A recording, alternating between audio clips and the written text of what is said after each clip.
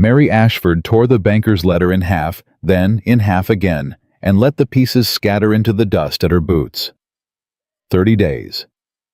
30 days to pay what her husband's long dying had cost them. Or Whispering Creek Ranch. 26 summers of sweat, 26 summers of prayer would pass to Silas Thorne. She was 58 years old, a widow alone on land that had taken everything from her, and she would die before she let that man set one polished boot on her porch. "Let him come," she whispered. "Let him try." Before this story goes any further, if you believe a woman's worth ain't measured by what the world takes from her, go on and subscribe to the channel.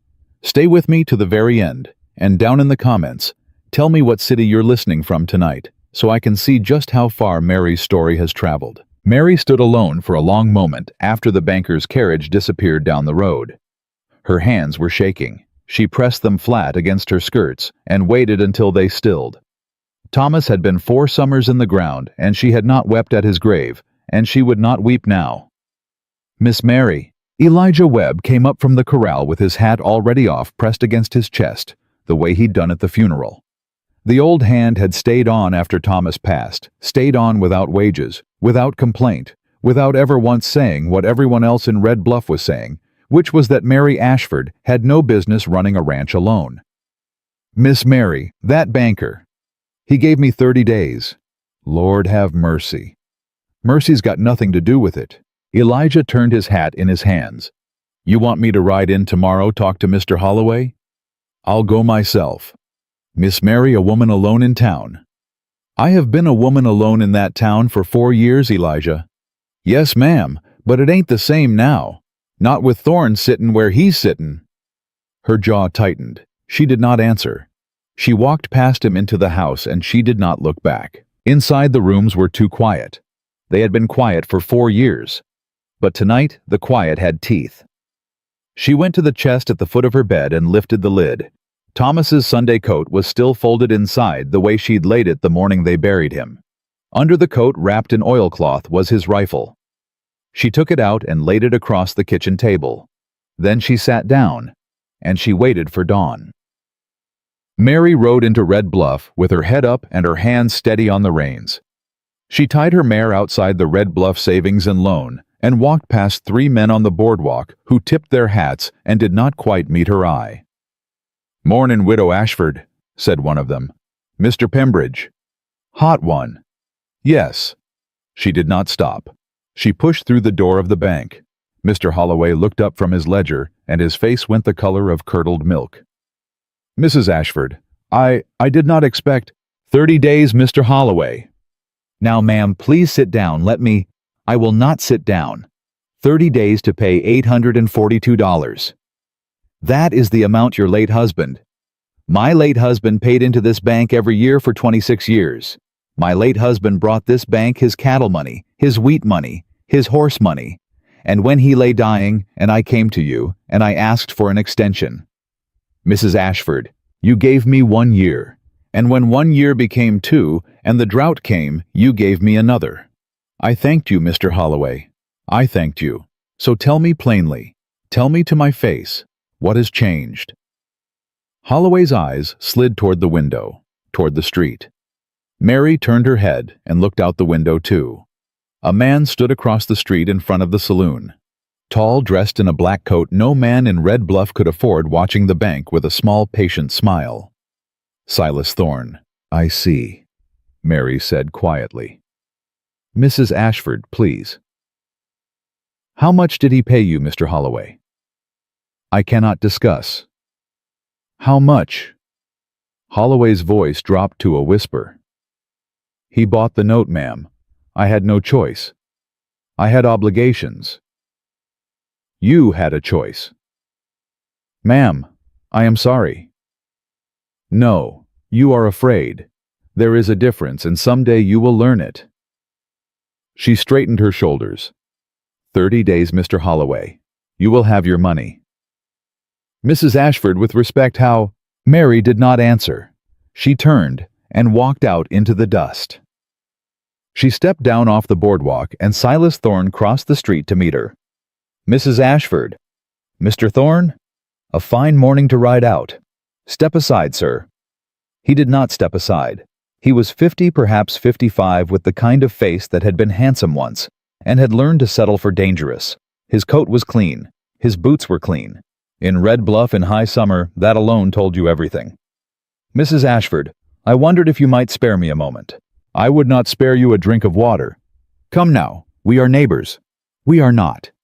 In 30 days we will be a good deal more than that. Your land will pass to me. The law is the law." "The law is a piece of paper. It does not tell me where to stand." Thorne's smile widened. "I am not your enemy, ma'am. I am merely a man of business. I made your husband a fair offer for that ranch 6 years ago. My husband said no. Your husband was sentimental. You, I believe, are not. You do not know what I am. I know you are alone. I know you are 58 years old. I know that in this country a woman in your circumstance has a very short list of choices. Sell to me now. Name your price. Take the money. Go east. Live in a proper house with proper walls. Let someone else do the bleeding." Mary looked at him for a long moment. Then she spit in the dust at his feet. "Keep your charity, Mr. Thorne. I will see you in 30 days. Shed. She crossed the street without looking back. She felt him watching. She did not slow, and she did not hurry. Clarabelle Hinton was sweeping the boardwalk in front of the general store when Mary reached it. She stopped sweeping. She took one look at Mary's face and pushed the door open. "Inside, honey. Come on." "Clarabelle, I don't—" "You hush and come inside." Mary went in. Clarabelle closed the door and flipped the sign to closed. "Tell me." "Thorne bought the note." "Lord Almighty, I have 30 days. Clarabelle sat down hard on a barrel. "Mary, I don't need pity. I know you don't. You never have. But Mary, listen to me now. Listen, there is something else. Something you got to know before you ride back out there." "What?" "There is a man been seen near your land."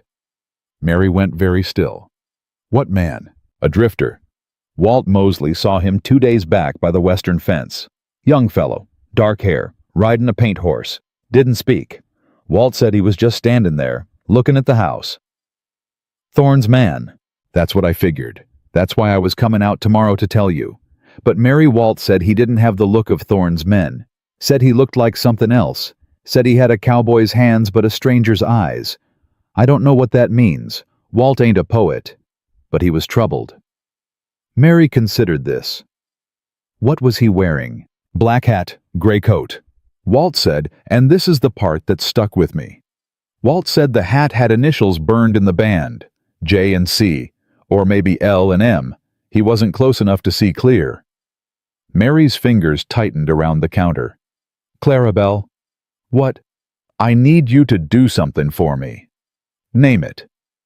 "If I don't come into town in 3 days, you ride out to the ranch and you bring Sheriff Callahan with you." Clarabelle's eyes went wide. "Mary, what are you planning?" "I am planning to go home." She rode hard. She did not push the mare, but she rode with purpose, and when Whispering Creek Ranch came into view, her rifle was already across her lap. He was at the western fence. His back was to her. He was driving a new post into the ground with a wooden mallet, and the rhythm of it was steady the way a man works when he has worked with his hands his whole life. His paint horse was tied to a scrub tree 20 feet off. His coat hung from the saddle horn. Mary reined up 30 feet behind him and brought the rifle up against her shoulder. "Stranger." The mallet stopped mid-swing. "Turn around slow." He turned around slow. He was young, younger than she had reckoned. Late 20s, maybe 30. Dark hair stuck damp to his forehead. Eyes the color of river stone. He looked at the rifle, and he looked at her, and he did not raise his hands. "Ma'am, you will explain yourself, now. I was fixin' your fence." "I did not ask you to." "No, ma'am, you did not." "Then why are you on my land?" "Because your fence was broke." She stared at him over the barrel. He did not flinch. He did not smile. He stood there like a man who had been asked 100 questions he did not want to answer, and had learned the way through was to answer only what was asked. "What is your name?" Jake Carter. Where did you come from, Mr. Carter? Tennessee originally, most recently Abilene. Why are you here? He did not answer that. Mr. Carter, I will ask you one more time. Why are you on my land? He lowered his mallet. He did not come any closer. Ma'am, I will tell you true. I came looking for a man named Thomas Ashford. I was told he lived here. I did not know he had passed. When I rode up this morning and saw the fence broke, I thought I would mend it. Before I rode on. I did not mean to trespass. I did not mean any harm. Mary's hands did not move from the rifle. Why were you looking for my husband? Jake Carter's jaw worked. Ma'am, he saved my father's life once, a long time ago. I have been meaning to come this way for 10 years. I came too late. Mary lowered the rifle. She did not set it down. Get on your horse, Mr. Carter. Ma'am, get on your horse and ride off my land. I haven't finished. I did not ask you to start. He looked at the post. He looked at the mallet in his hand. He set the mallet down against the post carefully, the way a man sets down something he has borrowed. Yes, ma'am. He walked to his horse. He reached for the coat on the saddle horn. As he lifted it, something slipped from the inside pocket and fell into the dust. A glove. A single leather glove, stained with age, the seam along the thumb mended with black thread. Mary saw it. She knew that glove. She had sewed that thumb seam herself. 20 years ago, at her kitchen table, while Thomas sat across from her and laughed at her stitching. The rifle lowered another inch. Mr. Carter. He had not noticed the glove fall. He was lifting his coat to his shoulder. Mr. Carter, stop. He stopped. Turn around. He turned around. The glove. He looked down.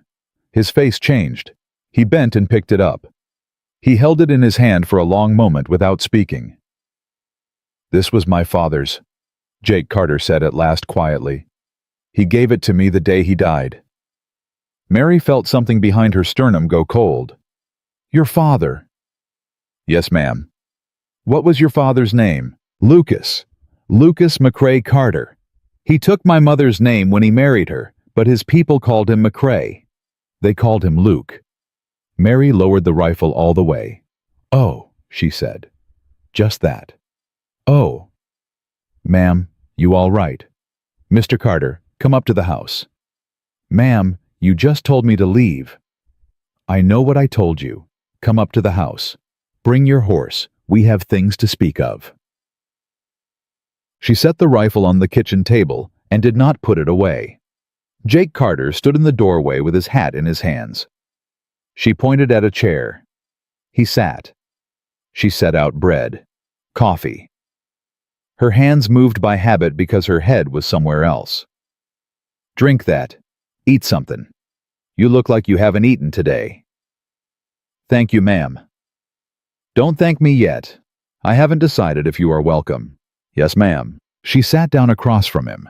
She folded her hands on the table and looked him full in the face. Lucas McCrae. Yes, ma'am. Your father rode with my husband in the war. He rode under Captain Ashford, yes. My husband brought your father home on a wagon in the winter of '65, shot through the hip. We thought he would die. He told me 100 times. He stayed in this house for 3 months. He slept in the back room. I sewed that glove for him when his hands bled in the cold. I know. He walked out of here on crutches in the spring, and he swore he would come back and pay my husband every dollar he owed him, and he never did. Jake Carter looked at his coffee. No, ma'am, he did not, because he could not. He went west, and he married my mother, and he worked a small farm in Kansas, and he was poor his whole life. He died owing Thomas Ashford $342, and he told me on his deathbed to carry that debt until I could pay it. He reached into his coat. He took out a leather pouch. He set it on the table between them. Count it, ma'am. Mary did not touch the pouch. That is why you are here. That is why I am here. You rode from Kansas to pay a debt. I rode from Kansas to pay a debt my father owed to a man who saved his life. Yes, ma'am. Mary sat for a long time without speaking. $342, she said at last. Yes, ma'am. That is a great deal of money for a man dressed as you are. I sold my father's farm. This is what was left after the burying. And you brought it to a man who has been dead for 4 years. I brought it to his wife. If she will take it. Her eyes stung. She did not let them fill. Mr. Carter? Yes, ma'am. I owe $842 to a man named Silas Thorne. If I do not pay him in 30 days, he will take this ranch. $342 does not save me. No, ma'am, it does not. But it is a beginning. Yes, ma'am, if you take it, I will take it. She pushed the pouch toward herself with one finger. And I will thank your father's memory for it. And then you will get on your horse and you will ride back to Kansas, because there is a storm coming to this land, Mr. Carter, and it is not your storm. Jake Carter looked at her. Ma'am, begging your pardon. You may not beg my pardon. I rode 10 years to get here. I rode through Kansas winters and Colorado passes and Nebraska hail. My father told me to find Thomas Ashford and pay what was owed and take the measure of the man who saved him. I took the measure of his widow instead. I find the measure is considerable. Ma'am, I will not be riding back to Kansas this summer. Mr. Carter, I will find work in Red Bluff. I will sleep in the livery. And if you will let me, I will ride out on Sundays and mend your fences, because I owe your husband my life twice over, once for saving my father, and once for making a man who raised me to be the kind of man who pays what he owes. Mary stood up. Get out of my kitchen, Mr. Carter. Yes, ma'am. Take your pouch. It is not mine, ma'am. Take your pouch and get off my porch. Jake Carter stood. He tipped his hat. Ma'am. He walked out. The door closed behind him. Mary sat back down at the table. Her hands began to shake. She did not stop them this time. She heard hooves in the yard. She heard them move away. She heard them stop at the western fence. She heard the ring of a mallet on wood. She sat at her kitchen table for an hour, and the mallet did not stop. At sundown, she walked out to the fence. Jake Carter was driving the last post of the day. He did not look up. Mr. Carter? Ma'am, there is a bunk in the barn. It has not been slept in for 4 years. You may use it tonight. One night. Tomorrow you ride to town and find other work. Yes, ma'am. You will take your meals in the kitchen at sunup and sundown. You will not come into the house at any other time. Yes, ma'am. And Mr. Carter. Ma'am, if you are lying to me about your father, if you are Thorne's man sent here to ease my guard, I will put a bullet through you before the rooster crows. Do you understand? Jake Carter straightened. He looked her full in the face. Ma'am, if I were Thorne's man, you would already have lost this ranch. I am not lying, but I understand. She turned and walked back toward the house without another word. Elijah Webb was waiting on the porch. Miss Mary. Who is that? A ghost, Elijah. Ma'am, a ghost. From the war. And I do not yet know whether he has come to save this ranch or finish what Thorne started. Elijah did not go home that night. He stayed on the porch with his rifle across his knees until the moon came up, and Mary did not ask him to leave. She brought him a cup of coffee at midnight. He drank it without speaking. The barn door was closed. No lamp burned inside. You trust him, Miss Mary? No. Then why is he in the barn? Because I knew his father. His father's been dead 10 years. His father slept in that barn for 3 months in '65. Elijah set the coffee down. Ma'am, Silas Thorne has 15 men in his bunkhouse. Any one of them would tell you a sweet story about a dying daddy if it got him a night under your roof. I know that. Then why? Mary looked out at the dark shape of the barn. Because he had the glove Elijah. That glove was Luke McCrae's. I sewed the thumb seam myself. There is no man in this country who could have come by that glove except the son of the man I gave it to. Unless Thorne found it. Unless Thorne found it. So you are trusting a glove. I am trusting 20 years of stitchwork in a young man's eyes. And that rifle on your knees. Do not put it down tonight." "No, ma'am." She went inside. She did not sleep. At dawn, she heard the barn door open. She was already at the stove. She heard Jake Carter's boots cross the yard, stop at the pump, and she heard him washing up. Then she heard Elijah say something low and Jake say something low back. Then there were 2 sets of boots on the porch. She opened the door. "Mornin', ma'am." "Mr. Carter, Elijah, come in." They sat. She served them. Biscuits, bacon, black coffee. Elijah ate with one eye on the stranger. Jake ate like a man who had not sat at a proper table in a month. "Where were you last night before you came here?" Mary asked. "Camp on the ridge. 4 days." 4 days. "Yes, ma'am. I did not want to ride up to a stranger's door in the dark. I wanted to see how the place laid out. I wanted to see who came and went." "Who came and went?" "A banker in a black carriage, day before yesterday. He did not stop. Just rode past the gate slow, readin' the land." Mary set down her cup. "Holloway." "I did not catch his name." "That was Holloway. He was countin' what he meant to sell." "Ma'am?" "Never mind." She turned her head. "Anyone else?" Jake hesitated. "Mr. Carter. 2 riders, day after the banker. They came up the south trail from the canyon. They did not come to the house. They sat their horses at the tree line for about a quarter hour. They looked. Then they rode back the way they came." Elijah's jaw set hard. "What did they wear?"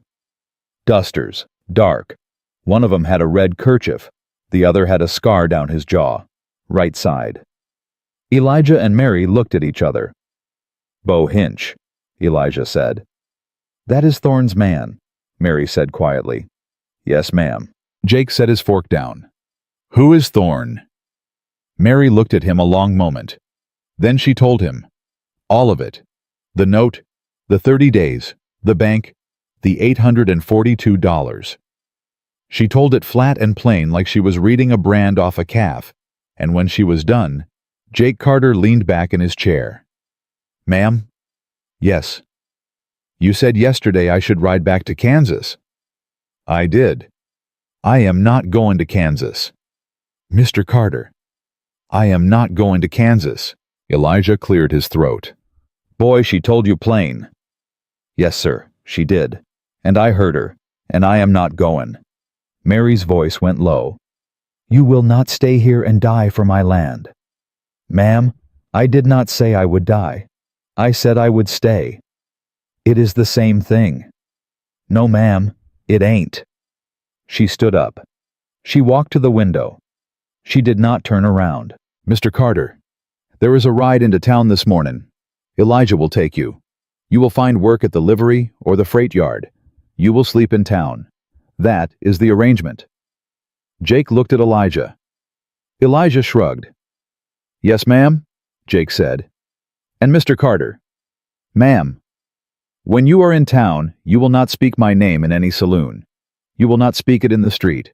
You will not speak it at all. Do you understand?" "I understand, ma'am." Good. She did not turn from the window until she heard them both stand. They rode in together. Elijah kept his rifle across the saddle. Jake kept his coat open, and Elijah noticed that and did not comment. The ride to Red Bluff took 2 hours. Word had already run ahead of them. They knew it the moment they came down Main Street. Men on the boardwalk stopped talking. A woman in a blue dress stepped into a doorway and did not step back out. 2 boys playing with a hoop paused and watched them pass. "Mr. Webb," Jake said quietly. "I see it." "What did I do?" "You slept at the Ashford place." "How do they know? Mr. in Red Bluff, a coyote sneezes at midnight and the sheriff knows by breakfast. A stranger sleeps at a widow's ranch they know before the rooster crows." Jake's jaw tightened. They tied their horses outside the livery. Old Marcus at the forge looked up, saw Jake, looked at Elijah, and spit into the dirt. "Got no work, Elijah." "I ain't asked yet, Marcus." "Ain't got to." Answer's the same. "He's a fair hand with horses. Knows forge work." Answer's the same. Elijah nodded slowly. Thorn been by Marcus. Marcus did not answer. He picked up his hammer and turned his back. They walked the boardwalk, the freight office, the stage line, the wheelwright, every door, every man, no work. By noon they were standing outside the general store, and Clarabelle Hinton came out with her apron bunched in her fists. "Elijah Webb, you get that boy off my boardwalk right now."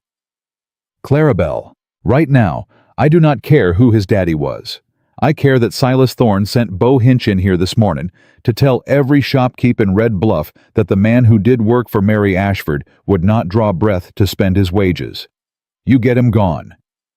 Elijah's face went gray. "He threatened your store. He did not have to. He bought 6 boxes of shells, and he paid in Thorne's paper, and he smiled at me like I was something he meant to skin. You tell Mary what I said. You tell her Thorne has pulled the rope tight, and you tell her this boy is a dead man in this town." Jake stepped forward. "Ma'am, don't ma'am me. Go." They went. Elijah did not speak until they were 2 miles out of Red Bluff. "Mr. Carter?" "Yes, sir." "You said yesterday you'd ridden 10 years to find Thomas Ashford." "Yes, sir." "Then you know what a debt is." "I know what a debt is." "Then you know why I rode with Miss Mary's husband for 30 years and why I have stood on her porch every night for 4 years since he passed, and why I will stand on it tonight and every night until somebody puts me in the ground." "Yes, sir. Understand me clear, son. I do not know you. I do not trust you. But Thorne has just told the whole town you are a marked man. And a marked man on Miss Mary's land is a weight she cannot carry. You ride out tonight. You ride north. You take your $342, and you tell yourself you kept your daddy's word. That is the kindest thing you will ever do for that woman." Jake rode on without answering for a long minute. "Mr. Webb?" "What?" "Why did my daddy owe Thomas Ashford $342? I don't know. Board, I reckon. Medicine. A horse." "No, sir. It was not board. He told me on his deathbed. He said Thomas paid off a Kansas land agent who was fixin' to take his farm in the winter of '66. Paid him off with his own money, without askin', without tellin'. He said he learned of it 2 years later from a neighbor. He said when he wrote to Thomas to thank him, Thomas wrote back and said, 'Pay it when you can. There ain't no hurry. This country is hard on a man trying to raise a child.'" Elijah reined up. "That sounds like Thomas." "Yes, sir. And you rode 10 years carrying that." "I rode 10 years carrying that." "Son." "Yes, sir." "Thomas Ashford saved your daddy's farm." "Yes, sir." "And you have just ridden into a town where a man is fixin' to take Thomas's." Jake did not answer. Elijah clucked his horse and started forward again. "I won't tell you to leave again," he said after a while. "But I will not answer for you neither." "I am not asking you to, sir." "Good." They came back to the ranch at dusk. Mary was on the porch. She had the rifle in her hands. She stood up when she saw them. "Elijah, Thorne has put the word out. No man in Red Bluff will hire him. Clarabelle says Bo Hinch made the rounds this morning." Mary closed her eyes. "He is drawing the noose," she said. "Yes, ma'am." "Mr. Carter?" "Ma'am." "You heard Mr. Webb?" "I did." "Then you know I cannot keep you here." "Ma'am?" "Yes." Jake stepped down off his horse. He stood in the yard with his hat in his hands. "Ma'am, I got something to say, and I would be obliged if you would hear it." "Say it." "My father owed your husband $342 because your husband paid off a land agent who was fixin' to take our farm. My father did not ask for it. Your husband did it anyway." "I did not know." "No, ma'am. My mother did not know either, not until long after. Your husband never sent a bill. He never wrote but once to say there was no hurry. He saved the only land we had, and he did it quiet." "Thomas," Mary said softly, "was a quiet man." "Ma'am, Thorne is fixin' to take this ranch." "Yes." "The way that agent was fixin' to take ours." "Yes. My daddy rode under Captain Ashford in the war. When he was shot at Franklin, your husband carried him off the field on his own back, through fire. My daddy said he heard mini balls hitting the dirt on either side of him, and not one hit Thomas. Like the Lord himself was holding his collar. Mary did not speak. Ma'am, I rode 10 years to pay a debt. I find I was paying the wrong one. The debt I owe is not $342. The debt I owe is a farm. I aim to pay it. Mary's throat worked. Mr. Carter, if you stay, they will kill you. Maybe, ma'am. Not maybe. Will. Then they will kill me. But I will not ride out of this yard tonight and live the rest of my life knowing I left Thomas Ashford's widow to a man like Silas Thorne. She looked at him for a long time. Elijah. Ma'am. Put another plate on the table. Elijah let out a breath he had been holding. Yes, ma'am. They ate in silence for most of the meal. When the plates were cleared, Mary laid her hands flat on the table. Mr. Carter, if you stay, we have to move fast. Thorne has moved first. We have to move next. Yes, ma'am. What is your trade? Horses, forge, some carpentry. I can read a ledger. My mother taught me. Ledgers. Mary's eyes sharpened. Can you read a land survey? Yes, ma'am. A deed? Yes, ma'am. Mr. Carter, when my husband took sick, there were papers he meant to file and did not. There were claims on the North Creek he never finished proving up. I have been carrying them in a box for 4 years because every lawyer in this territory works for Thorne.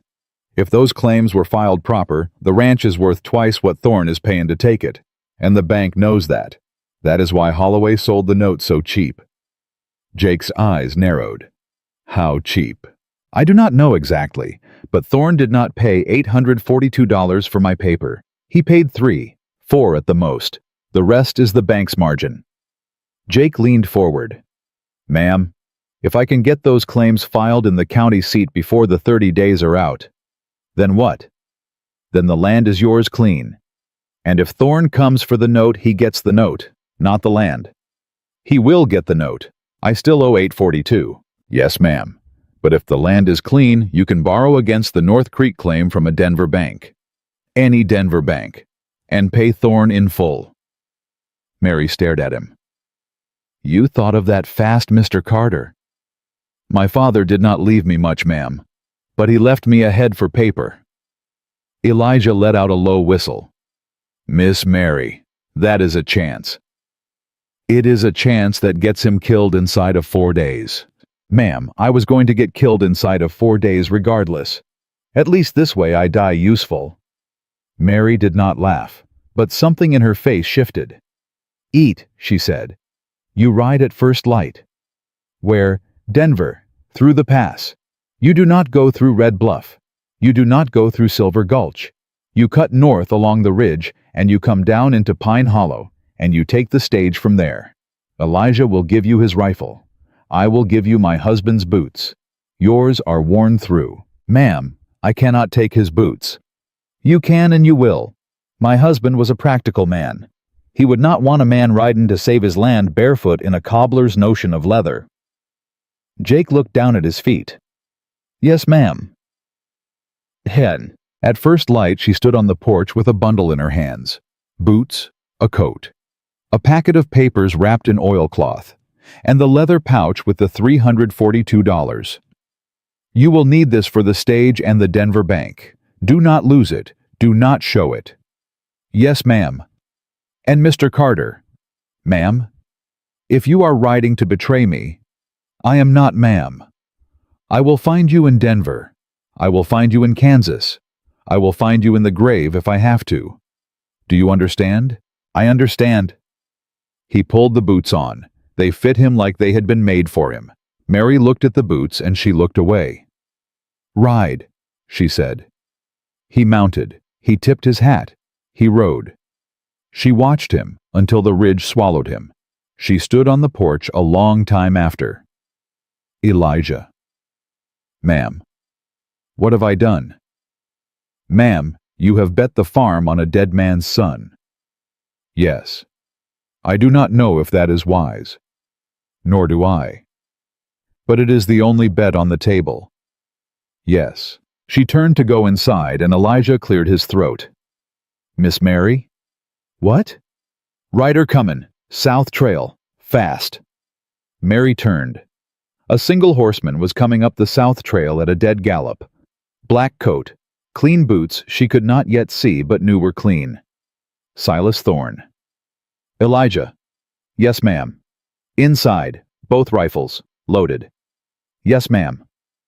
She did not go inside. She stood on the porch and waited. Thorne reined up in her yard. His horse was blowing. He did not dismount. "Mrs. Ashford." "Mr. Thorne. I understand you had a guest last night."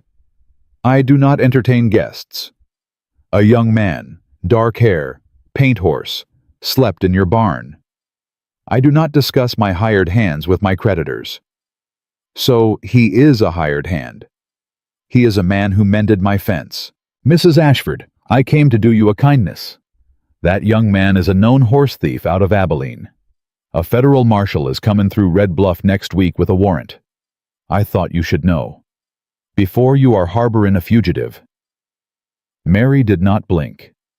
"Mr. Thorne, I appreciate your concern. The young man left this morning, I know not where." "Did he now?" "Yes." "Which direction?" "South, toward the Mexican line." Thorne's eyes narrowed. "South." "Yes, Mrs. Ashford, I hope for your sake that is true, because if that boy is riding north, he is riding to Denver, and a woman with 30 days on her paper does not send a stranger to Denver unless she is fixin' to do something very foolish. Mr. Thorne, you have a small mind and a large imagination, and they do not serve you well." Thorne smiled. He tipped his hat. 29 days, Mrs. Ashford." He turned his horse and rode. Mary stood on the porch until he was out of sight. Then she walked inside, and she sat down at her kitchen table, and she put her face in her hands because Jake Carter was 12 miles into a 40-mile ride to the pass, and Silas Thorne had just told her, without knowing, he told her that he had a man on the Denver road. Elijah came in behind her. He did not speak. "Elijah." "Ma'am." "Saddle the gray."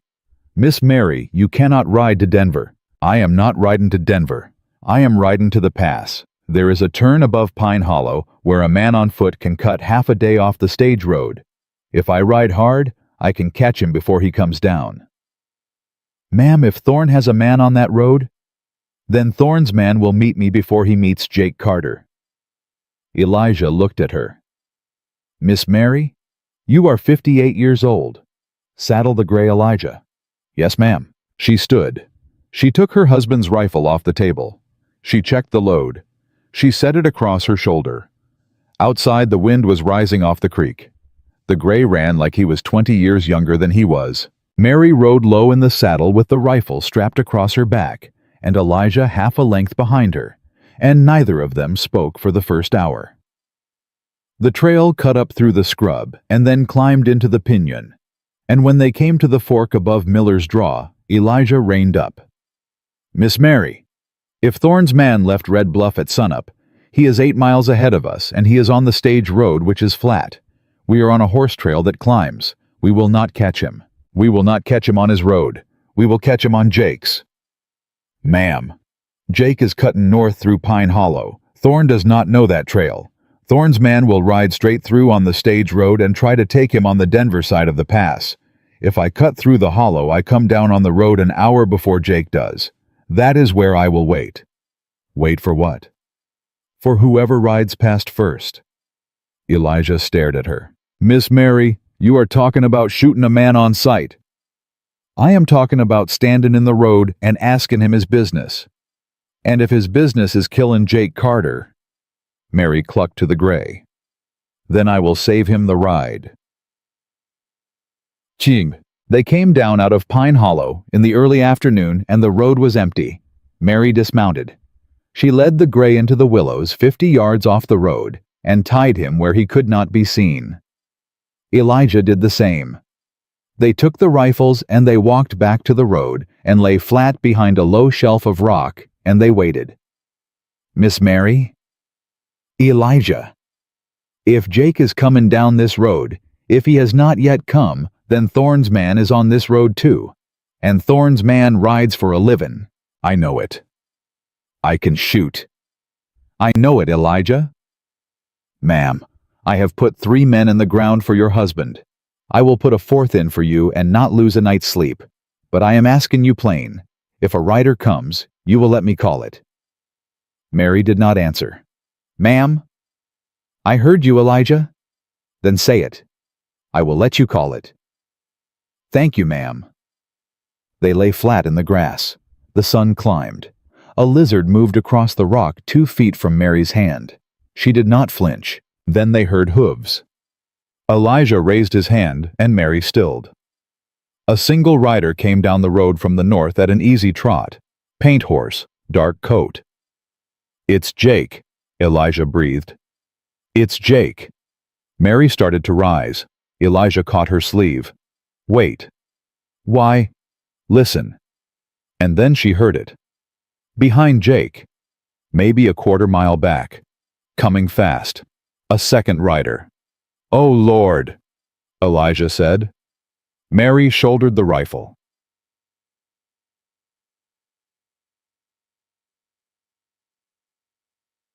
Jake came on at a trot unaware. He had not looked back in an hour. He was thinking on Denver. He was thinking on ledgers. The second rider came over the rise behind him at a gallop. Mr. Carter, Mary shouted. Ride! Jake's head snapped up. For 1/2 second he did not understand what he was seeing, a woman in a gray dress rising from behind a rock with a rifle at her shoulder, and then he heard the hooves behind him, and he understood everything. He kicked the paint. The paint leaped forward. The second rider came over the rise and he had his pistol already drawn. Elijah, Mary cried. I see him. Elijah fired first. The shot went wide by 6 feet, and the second rider reined hard and turned his horse sideways and fired twice at the willows, and one of those shots tore Elijah's hat clean off his head. Jesus! Elijah said calm as Sunday morning, and he worked the lever and fired again. This one did not miss. The second rider took the bullet in the shoulder and pitched sideways in the saddle and did not fall. He wheeled his horse and kicked hard and was gone back over the rise before Elijah could chamber another round. Jake pulled up beside them. He was white around the mouth. Miss Ashford. Mr. Carter. That man has been behind me since Pine Hollow. I reckoned he was. I did not see him. No, sir. A man who rides for Thorne knows how not to be seen. Jake looked at the ridge where the rider had disappeared. He is riding back to report. Yes. Then Thorne will know within the day that I did not go south. He will know I am on the Denver road. Yes. He will send more men. Yes. Mary lowered the rifle. She was breathing hard. She did not let him see her hand shake. Mr. Carter, you will not make Denver on that road. Not now. Then what, ma'am? There is a spur track out of Pine Hollow that carries silver down to Trinidad. The freight cars run tomorrow at dawn. You will ride with Elijah to Pine Hollow tonight. You will hide in the silver car. You will come off in Trinidad, and you will take the eastbound spur to Denver from there. It is 2 days longer. It is also the last road Thorne will think to watch. And you, ma'am? I will ride home. Alone. I have been alone 4 years, Mr. Carter. Jake looked at her a long moment. Ma'am, he just tried to kill me. He will come for you. He has been comin' for me for 6 years. This is only the part I can see. They moved fast. Elijah took Jake's reins and turned the paint north. Mary stood in the road and watched them go. Jake looked back once. He tipped his hat. He did not speak. She rode the gray hard back through Pine Hollow, and she came down onto her own land at dusk, and she did not stop at the house. She rode straight past the barn and past the western fence and down to the creek, because there was one thing she had not told Elijah and one thing she had not told Jake Carter, and now she was going to need it. Under a flat rock at the base of the old cottonwood wrapped in waxed canvas was a tin box.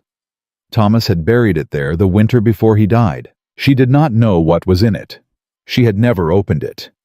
He had told her in the last weeks when the laudanum made his speech loose. Under the cottonwood, Mary, the tin box. Not until you have no other road. She had no other road. She knelt in the damp earth and dug with her hands. Her fingers found the canvas. She pulled it up. She sat there on the bank with the tin box in her lap, and she did not open it. Not yet. She rode back to the house with it under her arm. The house was empty. Elijah was a day's ride gone. She bolted the door. She set the rifle on the table. She set the tin box on the table beside it. She lit the lamp. She opened the box. Inside was a bundle of letters tied with twine, a small leather-bound ledger, and an envelope sealed with wax. The envelope had her name on it. In Thomas's hand. Mary stared at it for a long time. Then she broke the seal. Mary, if you are reading this, I am gone, and Thorn has come for the land. I have held him off 7 years, and I cannot hold him longer. There is a thing I never told you. I did not tell you, because I meant to fix it before my time ran out, and my time ran out first. Silas Thorn did not build his fortune honest. In the winter of '68, he rode with 4 men to the Kettering place, and he took that land by force. He killed Henry Kettering, and he paid the sheriff, and he bought the deed after. I have the depositions of 2 of the 4 men. One of them is Bo Hinch. The other is a man named Cal Rooney, who is dying in Prescott of the consumption and wanted to clear his soul. The papers are in the ledger. If you find yourself with your back to the wall, take them to the federal marshal in Santa Fe. Not the territorial man, not the county man, the federal man. Thorn owns the others. I did not go because I could not ride. Forgive me for leaving you this, Mary. I loved you every day of my life. Thomas. Mary put the letter down. She put her face in her hands. She did not cry. She had not cried at the grave, and she did not cry now. But she sat there at the kitchen table for a long time, and the lamp burned low, and somewhere out beyond the porch, the wind came up off the creek. Then she straightened, and she opened the ledger, and she read every page. By midnight she had it all. 2 sworn depositions, names, dates, a map drawn in her husband's hand of the Kettering claim as it had been surveyed before Thorn took it. A bill of sale forged. A letter from a territorial judge to Thorn in Thorn's own file, asking for $600 to keep matters quiet. It was enough to hang him. It had been enough to hang him for 7 years, and Thomas had been too sick to ride. Mary closed the ledger. Thomas, she said quietly to the empty kitchen, you should have told me. She knew why he had not. She knew because she had been his wife for 31 years, and she knew the shape of his silences. He had not told her because he had meant to spare her, because he had thought until the very end that he would live 1 more month and ride 1 more mile and fix it himself. He had not lived. Well, she said to the kitchen, I ain't sparing nobody. She stood up. She wrapped the ledger in oilcloth. She put it in a saddlebag. She put the rifle on the table. She blew out the lamp. She did not sleep. At dawn, she was on the porch with the saddlebag over her shoulder when hooves came up the road. Not 1 horse, 4. Mary went back inside for the rifle. She came out with it across her arm. They rode into the yard and reined up. Silas Thorn. Bo Hinch, the scar on his jaw fresh stitched. And 2 men she did not know. Bo Hinch was holding his shoulder. His coat was dark with blood. Mrs. Ashford, Thorn said. Mr. Thorn. My man was shot yesterday on the Denver road. I'm sorry to hear it. Are you? No. Thorn smiled. It did not reach his eyes. Mrs. Ashford, I have come to make you a final offer. $500 cash. Today. You sign the deed. You walk off this land before sundown. I will forgive the note. You go east. You live. No. Mrs. Ashford, I would ask you to consider. I have considered. The position you are in. I know the position I am in. Your hired hand is not coming back from Denver. Is that so? That is so. I have men on every road out of Trinidad, every stage, every spur. He will not reach a Denver bank. He will not reach any bank. And when he is taken, he will be taken with $342 of stolen money on him, and he will hang for it. He did not steal that money. He will have stolen it by the time the marshal finds him. Yes, ma'am. I know what you did to Henry Kettering. Thorne went still. It was the stillness of a man who has just heard a branch snap in the dark behind him. Mrs. Ashford, I do not know what you... I know what you did on the 14th of December 68. I know who rode with you. I know what you paid the sheriff. I have the depositions of 2 men. One is riding in that saddle beside you, and the other is dying in Prescott. I have the forged bill of sale. I have the judge's letter asking for his bribe. Bo Hinch's face went the color of old paper. Boss, he said. Shut up, Bo. Boss, she is bluffing. I said shut up. Thorne's eyes had not left Mary's. Mrs. Ashford, whatever you think you have, I have everything, Mr. Thorne. I have had it for 4 years. My husband left it to me in a tin box under a cottonwood tree. He was too sick to ride to Santa Fe. He was not too sick to write it down. I do not believe you. You do not have to. The federal marshal will. Thorne's horse shifted under him. He did not. Bo, he said quietly. Boss. Ride up. Take the rifle. Bo Hinch looked at the porch. He looked at Mary. He looked at the rifle. Boss. She still got it on us. She is one woman. She cannot shoot 4 men. She only needs to shoot 1 boss. Thorne turned his head slowly. What did you say to me? I said she only needs to shoot 1 boss. And I am holding my arm together with my own hand, and I cannot draw fast, and she is looking at me like she already picked. Mary's rifle did not move. Mr. Hinch. Ma'am. You rode with him to Kettering. Ma'am, You signed a deposition for my husband. I never... Cal Rooney did. Cal Rooney named you Mr. Hinch. You held Henry Kettering's arms while Silas Thorne put the gun in his mouth. Bo Hinch's throat worked. Ma'am. Yes. If I ride off this ranch right now, if I ride south and I do not stop, can you swear to me that paper does not leave your hands? No. Ma'am. No, Mr. Hinch. That paper is going to Santa Fe. It is going whether you ride or you stay. The only question is whether you hang with your employer or you ride hard enough to die of something else first.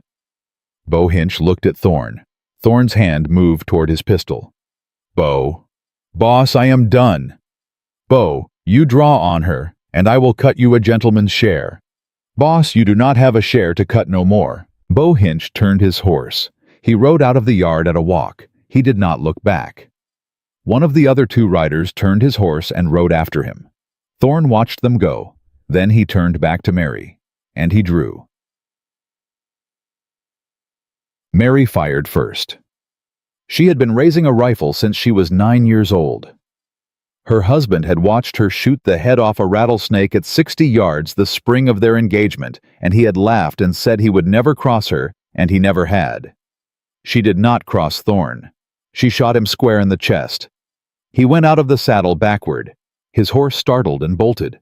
The last rider, a boy not more than 20, threw up both hands and dropped his pistol into the dust. Ma'am, I am new hire.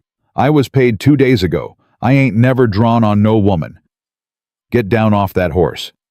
Yes, ma'am. Get down and kneel in the yard. Yes, ma'am. He got down. He knelt. Mary walked down the porch steps with the rifle still up. Thorne was on his back in the dirt. She stood over him. He was breathing in short catches. His eyes found hers. Mrs. Ashford, Mr. Thorne. I told you to keep your charity. His lips moved. No sound came. Mary watched him die. She did not look away. She thought she owed him that. Not mercy. Attention. A man who had ridden to Henry Kettering's house and put a gun in Henry Kettering's mouth had earned the right to be watched when it was his turn. He took a long time. Then he did not. Chin. Mary turned to the boy in the yard. What is your name? Tommy, ma'am. Tommy Bauer. Mr. Bauer, you will ride to Red Bluff. You will find Sheriff Callahan. You will tell him Silas Thorne drew on Mary Ashford on her own porch and she shot him in self-defense. You will tell him there were 3 witnesses. You, Bo Hinch, and the rider who rode with Bo. You will tell him that Bo Hinch has ridden south and will not be back. Yes, ma'am. And Mr. Bauer. Ma'am, if you tell him anything different, I have a federal deposition that names Bo Hinch in the murder of Henry Kettering, and I will add your name to it. Do you understand? Yes, ma'am, I understand. Ride. He rode. Mary stood alone in the yard.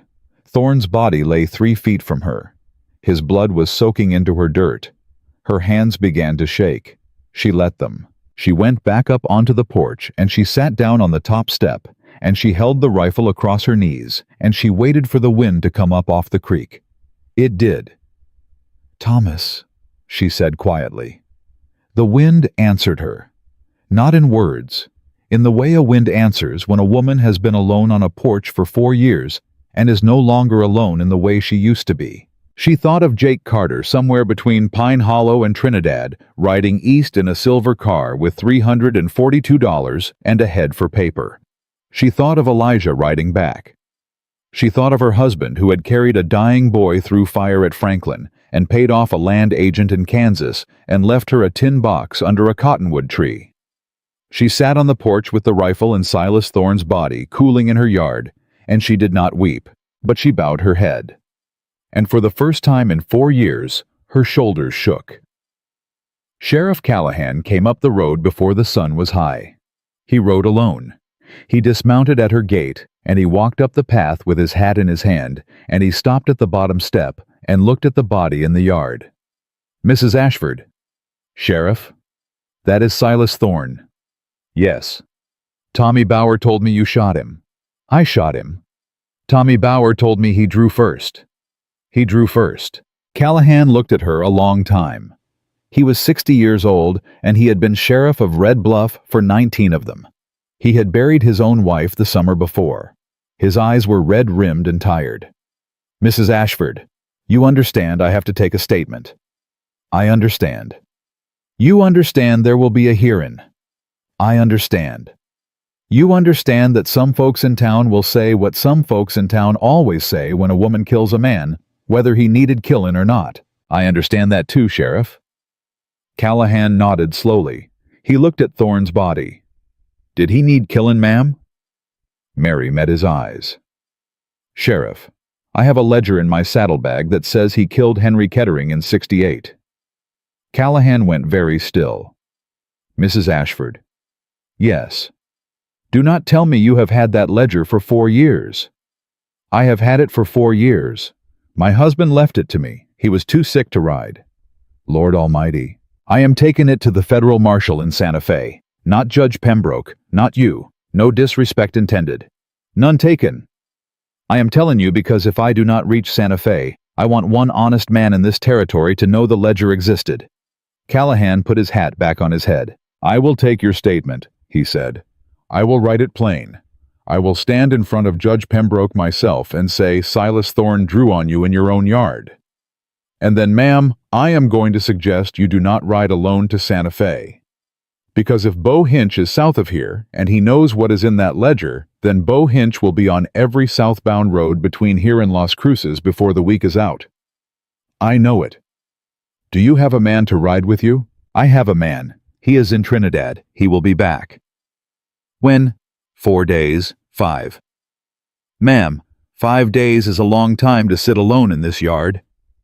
I have been alone in this yard 4 years, Sheriff. Yes, ma'am. But you did not have Silas Thorne's blood in the dirt 4 years ago. Tag. He loaded the body onto Thorne's own horse and led it down the road. Before he rode out, he turned back in the saddle. Mrs. Ashford. Sheriff. Bolt your door tonight. Yes. And every night. She watched him go. She did not bolt the door. She sat on the porch with the rifle across her knees, and she waited. She waited through the noon. She waited through the long, hot afternoon. When Elijah came up the road near sundown with his hat pulled low and his own horse lathered, he found her there, and he stepped down without a word and sat beside her on the top step. "Jake," she said. "On the silver car, rolled out at dawn. I watched it leave the yard. No one followed." "Good." "Miss Mary, Thorne's horse ain't in the corral." "No." "Miss Mary, Thorne is dead, Elijah." Elijah took his hat off. He did not speak for a long time. Then he said quietly, "Ma'am, I should have been here." "You were where I sent you." "I should have been here." "Elijah Webb, look at me." He looked at her. "You have stood on this porch every night for 4 years. You have slept in that barn in the cold and the wet and the dust, so a widow would not wake up alone. You were not here today because you were keeping a promise I asked you to keep. You do not owe me a second's guilt. Do you hear me?" "Yes, ma'am." "Good, because I have killed a man today, and I do not have the strength to comfort anyone but myself." Elijah put his hat back on. "What do you need, ma'am?" "Coffee." "Yes, ma'am." Word reached Red Bluff by nightfall. By the next morning it had reached every ranch in the county. The widow Ashford had shot Silas Thorne dead on her own porch. Some said he had come to talk business. Some said he had come to collect.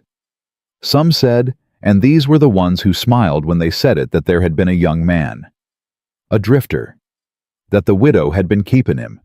That Silas Thorne had come to warn her off, and she had shot him to protect her shame. Clarabelle Hinton heard the last story 3 times in her store before breakfast. On the 4th telling from a woman named Euphemia Vance, Clarabelle set down the bolt of calico she was measuring, and she looked Euphemia full in the face. "Mrs. Vance?" "Yes, Clarabelle." "You will leave my store." "I beg your pardon. You will leave my store. You will not come back. I will not sell you a spool of thread. I will not sell you a pound of sugar. I will not sell you a tin of lamp oil. If you are dying of thirst in the street, I will not sell you a dipper of water.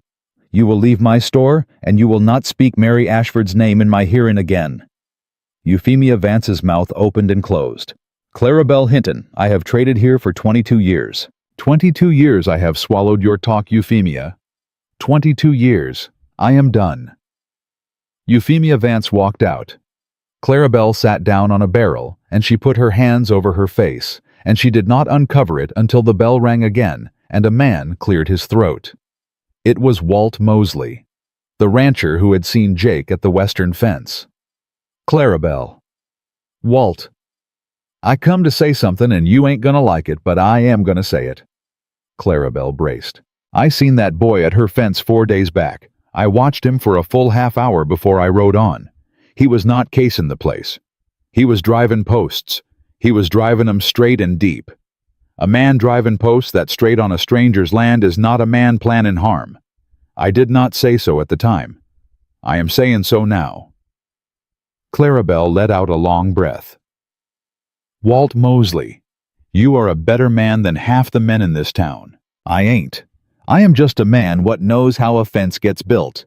I come to tell you, I will ride out to her place tomorrow and ask if she needs help putting up what Thorne's men tore down, and I will tell any man who asks that I did it and why." "Thank you, Walt." "Don't thank me. It ought to have been done 4 years ago." Go. Walt Mosley was not the only one. By the 3rd day, 7 men had ridden out to Whispering Creek Ranch. 2 brought lumber. 1 brought a side of beef. 1 brought nothing but a pistol and stood at the gate until dark and rode home. 1 brought his wife, who came up the porch steps and put her arms around Mary Ashford without a word and held her for a full minute before she let go. "I misjudged you," the woman said. "You did. I am telling you plain. I know it. My husband says Thorne ruined 3 families in this county before he came for yours. I did not believe him. I do now. Thank you, Abigail." "Mary. May I call you Mary?" "You may." "Mary, you did what the men of this town should have done 7 years ago." Mary did not answer that. She accepted the casseroles. She accepted the lumber. She did not accept the comfort. She was not ready for it. Every time a woman touched her arm, she felt her throat close, and she had not wept yet, and she would not weep in front of strangers. She slept 2 hours a night. She watched the road.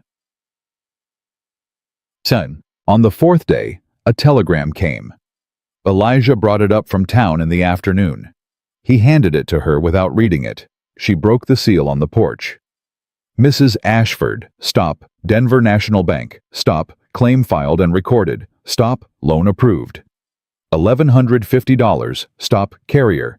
Jacob Carter wounded in Trinidad, stop, non-lethal, stop, returning by stage, stop, arrive. Red Bluff Saturday, stop. Mary read it twice. Elijah. Ma'am. He is wounded.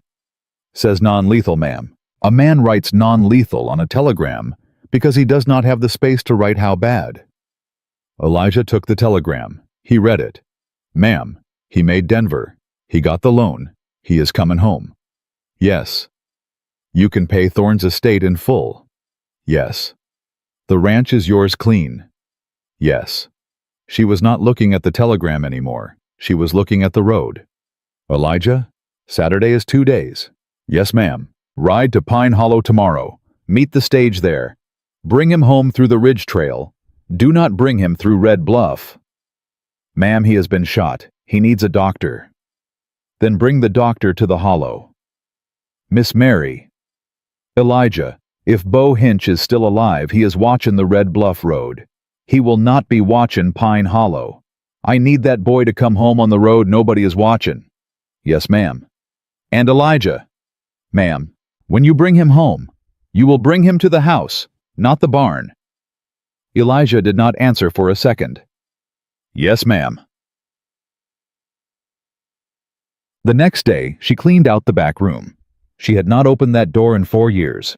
The dust lay thick on the sill. Thomas's work coat still hung from the peg where he had left it the morning he took sick.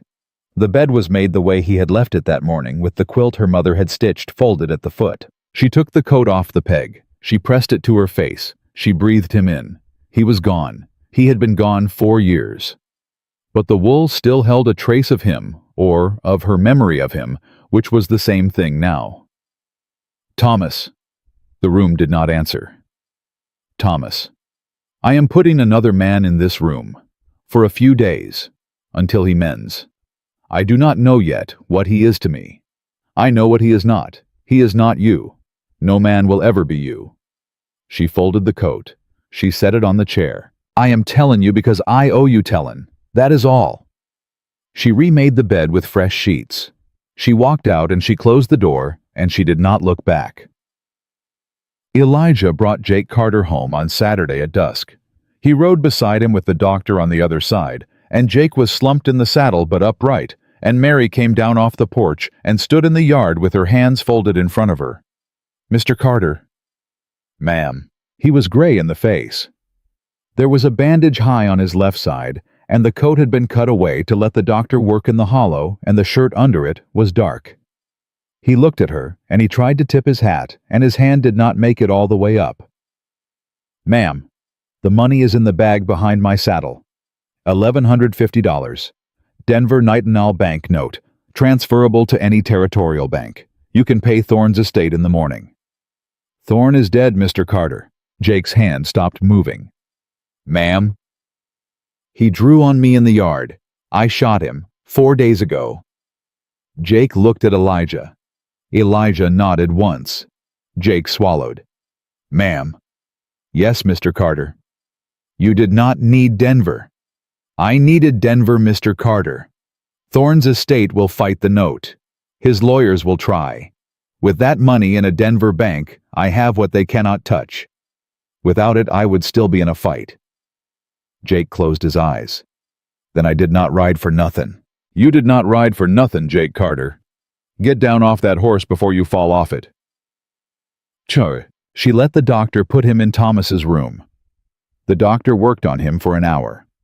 Elijah stood in the hall. Mary stood at the foot of the bed. The doctor washed the wound, and he sewed where it needed sewing, and he packed it, and he told Mary that the ball had gone clean through and missed the lung by an inch, and that the boy had been lucky to have a steady friend with him on the stage. Who shot him, doctor? He says a man with a scar on his jaw. Mary's hand closed on the bedpost. Bo Hinch. He says the man came for him in the Trinidad station. He says the man did not recognize him at first because he was wearing a freight clerk's coat Elijah got him in Pine Hollow. He says when the man drew a conductor got between them, and that gave him time to draw his own. He shot him. He says he put him down, ma'am. He does not know if he killed him. The stage pulled out while the station was still yellin'. Mary sat down on the chair by the bed. Doctor, tell me true. Will he live? He will live, ma'am. He will mend slow. He needs to stay still for 2 weeks. He will stay still. Yes, ma'am. I expect he will. Tug. The doctor rode out. Elijah took up his place on the porch with the rifle. Mary sat by the bed. Jake's eyes opened. Ma'am? Mr. Carter? I thought I killed him. You may have. I shot him center, but he was still moving when the stage pulled out. Mr. Carter, listen to me. A man like Bo Hinch does not die easy. If he is alive, he will come here. If he is dead, he is dead. Either way, you are not riding out to find him. No, ma'am. He closed his eyes. Then he opened them again. Ma'am. Yes. This is your husband's room. Yes. I cannot sleep in your husband's room. You can, and you will. Ma'am.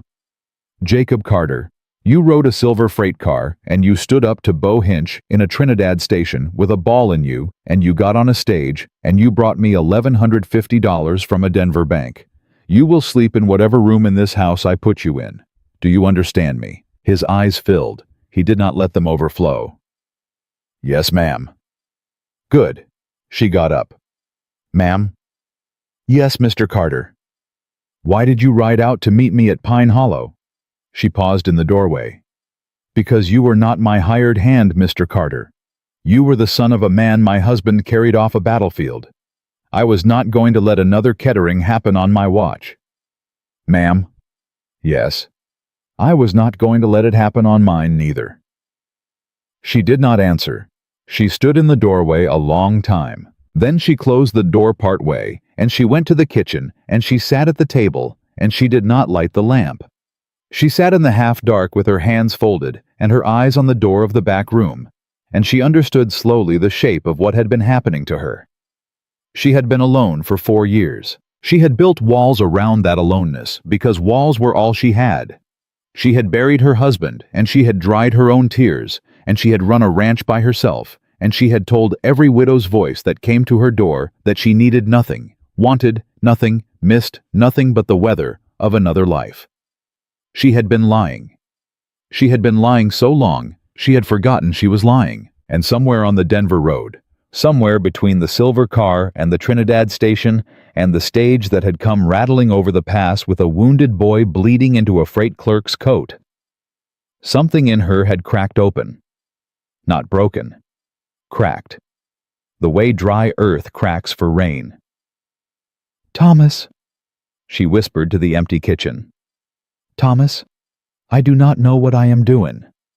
The wind did not answer this time.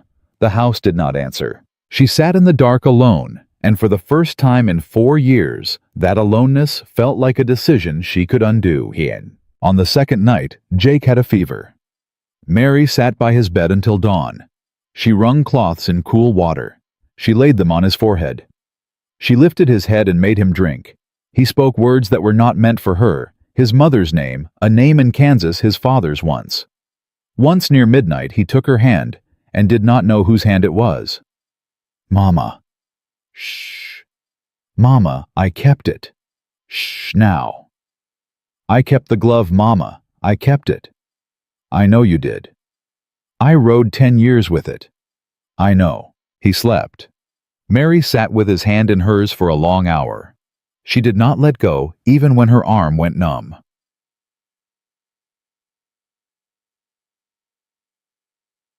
On the third day the fever broke. He opened his eyes at mid-morning and found her in the chair. She had not slept. Her hair was down. Her sleeves were rolled. Ma'am? Mr. Carter. You sat up with me. I did. All night. 2 nights. Ma'am. Mr. Carter, Do not say anything foolish. I sat up with you because Elijah was on the porch and the doctor was in town and nobody else was going to do it. That is all." He looked at her. "Yes, ma'am." "Drink this." He drank. "Ma'am?" "Yes." "When I am mended, I will ride." Mary's hand stopped on the cup. "Ride where?" "Wherever you tell me to ride, ma'am. I came here to pay my father's debt. The debt is paid. You are safe. The ranch is yours clean. I do not mean to crowd a widow's house." Mary set the cup down very carefully. "Mr. Carter." "Ma'am, I am not a widow's house. I am Mary Ashford, and I will tell you when to ride." "Yes, ma'am. You will mend. You will walk out on that porch, and you will look at that land. And when the doctor says you can sit a horse for a full day, you and I will ride out to the western fence, and we will talk. Not before. Do you understand?" "Yes, ma'am." "Good." She stood up. She walked to the door. "Ma'am?" "What is it, Mr. Carter?" "My given name is Jacob, but my father called me Jake. If you wanted, you could call me Jake." Mary stood in the doorway a long moment. "We will see, Mr. Carter," she said at last. "We will see." She went out and closed the door behind her. She walked out onto the porch where Elijah sat with the rifle. "Elijah?" "Ma'am?" "Ride to town. Send a telegram to the federal marshal in Santa Fe. Tell him Mary Ashford of Whispering Creek has evidence in the matter of Henry Kettering deceased. Tell him she requests an escort from Red Bluff to Santa Fe within the fortnight." "Yes, ma'am." And Elijah. "Ma'am, on your way back, stop at Clarabelle's. Bring me a bolt of blue calico." Elijah blinked. "Ma'am?" "I have not worn anything but gray for 4 years, Elijah. I am tired of gray." Elijah tipped his hat. He did not smile with his mouth. He smiled with his eyes. "Yes, ma'am." He rode. Mary stood on the porch alone. Somewhere down the creek the wind was coming up. She let it.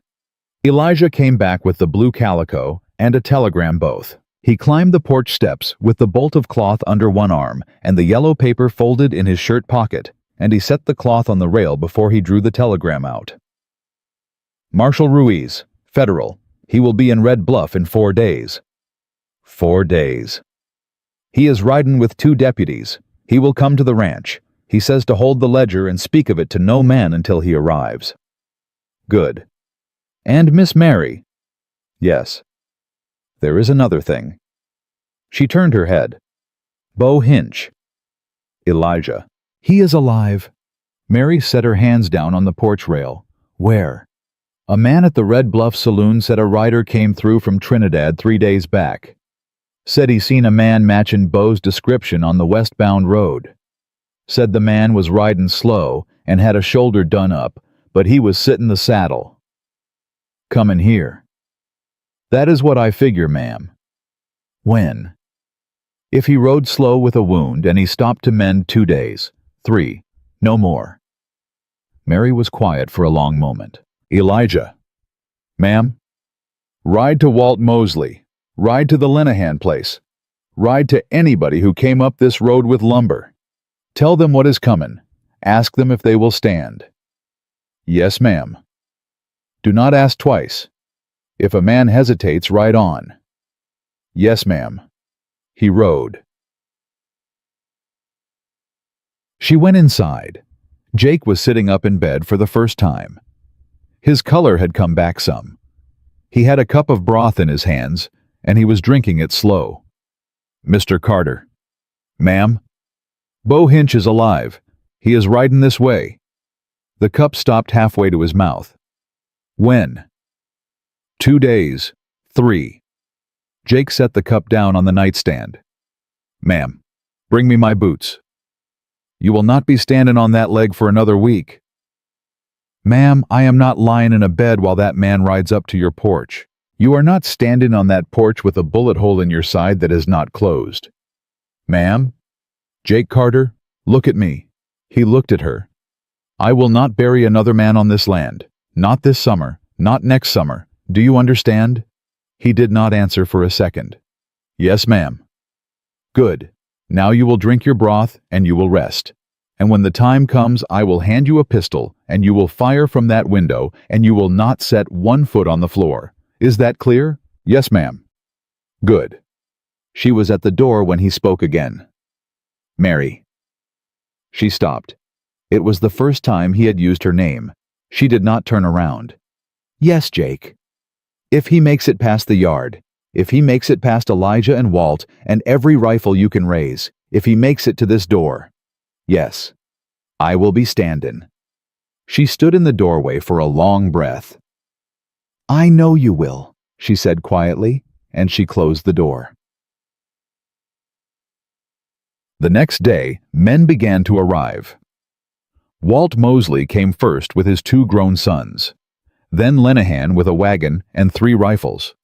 Then the Bauer boy Tommy, who had knelt in the yard the day Thorne died, and he came alone and unarmed, and he stood at the gate until Mary came out. Ma'am? Mr. Bauer? I rode for Thorne 2 weeks. I did not know what he was. I know now. I come to ask if I can stand. Mary looked at him a long time. Can you shoot, Mr. Bauer? Ma'am, I am 18 years old, and I was raised on a sheep farm. I can shoot a wolf at 40 yards. Bo Hinch is not a wolf. He is worse. Yes, ma'am. Get up on the porch. Take Elijah's 2nd rifle. Do what Elijah tells you to do. Yes, ma'am. By noon, there were 7 men on the ranch. By sundown, there were 9. Clarabelle Hinton came out in a wagon with her husband and 3 kettles of stew, and she did not ask permission. She walked into Mary's kitchen, and she lit the stove, and she said, I am feedin' these men Mary Ashford, and you are going to let me. Yes, Clarabelle. Sit down. I will not sit down. Mary, sit down. The men got this. You sit. Mary sat. She sat at her own kitchen table, and Clarabelle Hinton fed 9 men on her back porch, and Elijah set the watch, and Jake slept in the back room with a loaded pistol under his pillow, and Mary put her head in her hands at her kitchen table for the first time since Thomas had died. Clarabelle did not speak to her. She worked the stove. She let Mary be. After a while, Mary lifted her head. Clarabelle. Yes, honey. I have been alone a long time. I know it. I do not know how to not be alone. Clarabelle set down her spoon. She sat across the table. Mary Ashford, a person does not learn it all at once. A person learns it the same way a person learns to walk after a broken leg. 1 step, rest, another step. You do not have to know how. You have to be willing to try. I am 58, so I am 61. My husband was a drunk for 30 years and got sober 4 years back, and we are still learning each other like we was 19. Do not tell me about 58. Mary almost laughed. It came out of her like a cough. Clarabelle. What? There is a man in my back room. I know it. He is half my age. He is 29 years old, and you are 58. That is not half. Do your sums. Clarabelle. Mary, I will tell you plain. I do not know what that boy is to you. I do not think you know yet. But I will tell you this. A man does not ride 10 years across 3 territories to pay another man's debt unless he is a certain kind of man. And a certain kind of man, when he finds a woman who rides out to a mountain pass with a rifle to save his hide, does not forget her easy. You do not have to decide today what comes of it. You only have to not send him away. Mary did not answer. Clarabelle got up and went back to her stove. Bo Hinch came at dawn on the 2nd day. He did not come alone. He had found 2 more riders somewhere, hard men with hard horses, and he came up the south road at first light because he thought first light would be the hour the house was sleeping. The house was not sleeping. Walt Mosley had been on the ridge since 3. He fired his rifle once when he saw them coming, and the sound echoed down the valley, and on the porch, Elijah raised his hand, and 9 men raised their rifles. Bo Hinch pulled up at the gate. He saw the porch. He saw the rifles. He saw the boy Tommy Bauer, who had ridden 2 weeks for Silas Thorne, standing on the top step with a Winchester across his chest. Bauer. Mr. Hinch. Boy, you are standing on the wrong porch. No, sir, I ain't. Bo Hinch laughed. It was not a sound of humor. It was the sound a coyote makes when it is cornered and still thinks it has teeth. "Mrs. Ashford." Mary stepped out of the door. "Mr. Hinch." "I come for the ledger." "You will not have it." "Ma'am, I know what is in it. I know it names me. I will pay for it. I have money. Thorne's money. $600 cash here in my saddlebag. I will ride out. You will never see me again. You put that paper in the fire, and you and me are square." "Mr. Hinch." "Ma'am, I am not the kind of woman you can buy." "Mrs. Ashford, think careful. I have thought careful. Thomas thought careful for 7 years. Henry Kettering's widow thought careful for 7 years in a pine box. I am done thinking careful. The ledger goes to Santa Fe. You will hang or you will ride. Those are your choices. You will not stand on my land and offer me money." Bo Hinch's hand moved toward his pistol. 9 hammers cocked. He stopped. He looked down the line of the porch. He counted. He looked at the ridge where Walt Mosley's barrel gleamed. He looked at his 2 riders. "Boys, Bo, you are paid through Saturday. Consider yourselves let go." The 2 riders looked at each other. They looked at the porch. They turned their horses and they rode. They did not look back. Bo Hinch sat alone at the gate. "Mrs. Ashford." "Mr. Hinch, you will not let me buy this." "No." "You will not let me ride." "You can ride. You cannot ride with that ledger uncalled." "Then what do you want?" "I want you to get off your horse. I want you to walk up to this porch. I want you to lay down your pistol. I want you to sit in the yard with your hands on your knees until Marshal Ruiz rides up this road. And I want you to tell him in your own voice what you did to Henry Kettering." Bo Hinch stared at her. "Ma'am, you are asking me to hang." "I am asking you to stop running." "That is the same thing." "Mr. Hinch, it is not the same. A man who hangs after a confession dies different than a man who is shot off his horse at a gate. I am offering you the first. Silas Thorne did not offer Henry Kettering even that." Bo Hinch sat his horse. He sat a long time. Then, without a word, he swung his leg over. He stepped down. He walked up to the porch. He drew his pistol with 2 fingers, and he laid it on the top step. He walked back into the yard, and he sat down in the dust with his hands on his knees. He did not look up. "Mrs. Ashford?" "Yes." "I am sorry. I know you are Mr. Hinch." I held his arms. "I know. I was 24. I know. I have dreamed of him every night for 17 years. I expect you have." He bowed his head. His shoulders shook once. Just once. Then they stilled. He sat there in the dust until Marshal Ruiz rode up the road 2 days later and put him in irons. He did not resist. He did not speak. He went to Santa Fe in a wagon with his head down, and Mary Ashford signed the depositions in a federal courtroom a month after, and he hanged on a gray morning in October. He did not ask for mercy. He said on the gallows that he deserved what was coming, and that Mrs. Ashford of Whispering Creek Ranch was the only honest soul he had met in 17 years of riding, and that if there was a God, he hoped God would spare her every sorrow he himself had earned. Then he hanged. But all that was later. Now on the morning Bo Hinch gave himself up, Mary stood on her porch with 9 men around her, and she turned her face to the wind, and she said quiet, "Elijah?" "Ma'am." "It is done." "Yes, ma'am." "Send these men home. Feed them first, then send them home." "Yes, ma'am." She went inside. Jake was sitting up in the bed. He had a pistol in his hand, and it was cocked, and his face was the color of paper. "Mary." "Jake." "Is he—" "He is sitting in the yard waiting for the marshal." Jake let out a long breath. The pistol lowered. His hand was shaking. "Mary, I heard every word. I figured you did. You did not need me."